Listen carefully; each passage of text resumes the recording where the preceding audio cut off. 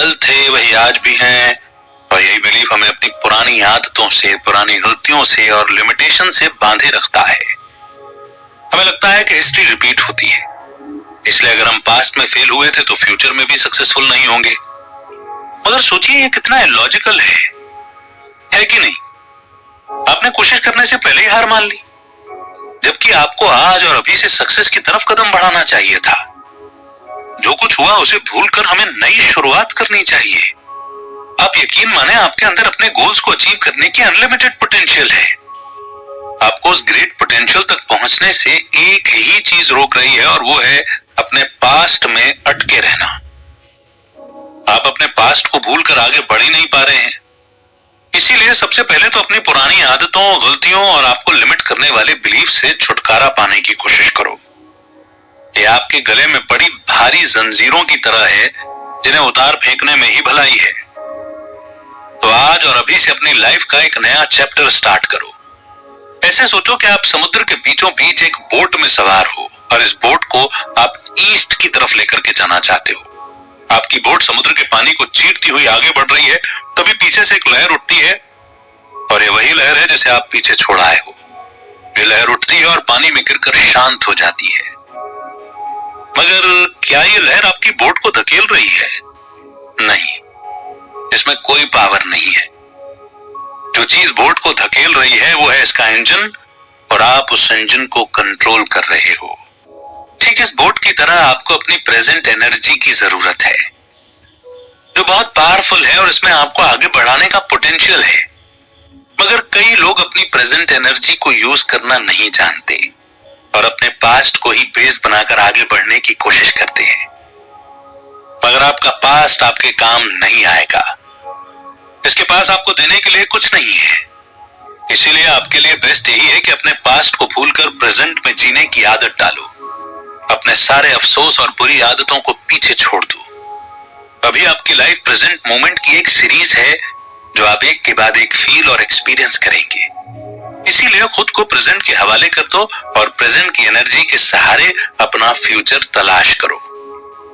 Experiment with the 1 hour solution.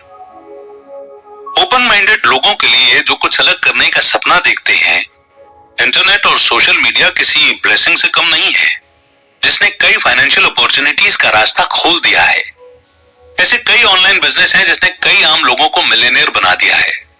इनमें से कुछ बिजनेस तो बड़े इंटरेस्टिंग और फ्लेक्सिबल टाइप के हैं, जहां आपको हफ्ते में कुछ ही घंटे काम करने की जरूरत पड़ती है और कैश फ्लो स्टार्ट हो जाता है। मगर एक ही चीज है जो आपको रोकती है, और वो है आपका डर, आपकी चिंता। अब आप कहेंगे कि आपके पास टाइम नहीं है, और लोग क्या सोचेंगे? मगर याद कीजिए कि इस बुक का टाइटल क्या है? Don't worry, make money. अगर आप अपने मन में बैठे सारे डर से छुटकारा पा लें, तो कितने सारे बिजनेस हैं जो आप घर बैठे कर सकते हैं। आप घर बैठे बैठे एक ब्लॉगर बन सकते हैं, अपना यूट्यूब चैनल शुरू कर सकते हैं, और ऐसे काम के लिए बस दिन में कुछ घंटे चाहिए। आपको अपना करियर चेंज करने की या जॉब छोड़ने की या कोई बड़ा फाइनेंशियल रिस्क लेने की जरूरत नहीं है। बस पहले थोड़ी रिसर्च करनी होगी। मगर सब ओपन माइंड के साथ स्टार्ट करो। कुछ नया करने की कोशिश करो। अपने बिजनेस के लिए दिन भर में कोई 1 घंटा रिजर्व रखो, ताकि कोई आपको डिस्टर्ब न कर सके। मगर यह भी ध्यान रहे कि आपको कंसिस्टेंसी रखनी होगी। यानी शुरू किया है तो बीच में छोड़ना नहीं है। क्या होगा क्या नहीं ये मत सोचो, कोई क्या सोचेगा ये भी मत सोचो। आपको रोज 1 घंटा तो डेडिकेट करना ही होगा।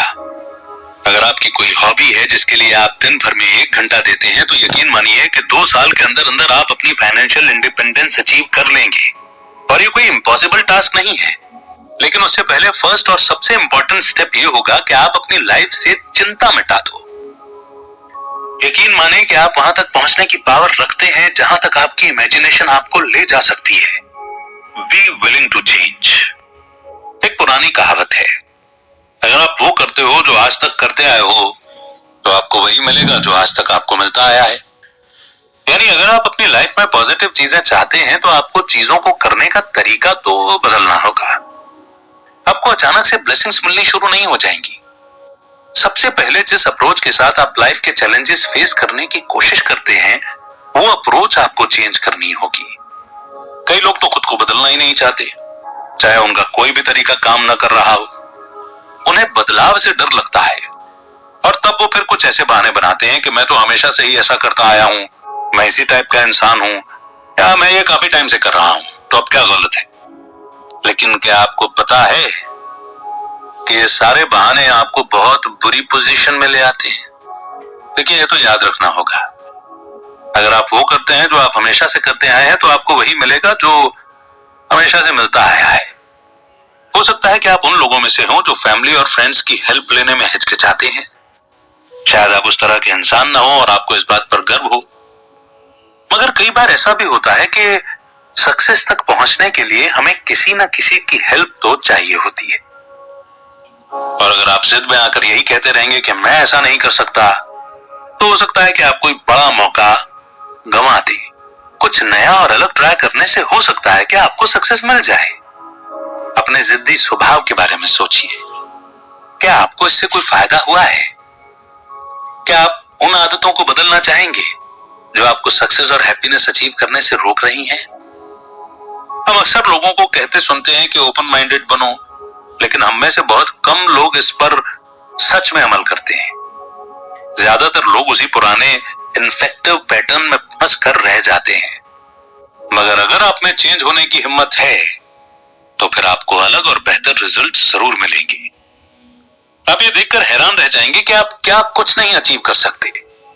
नेक्स्ट चैप्टर है spend most of your time on the critical length of your project.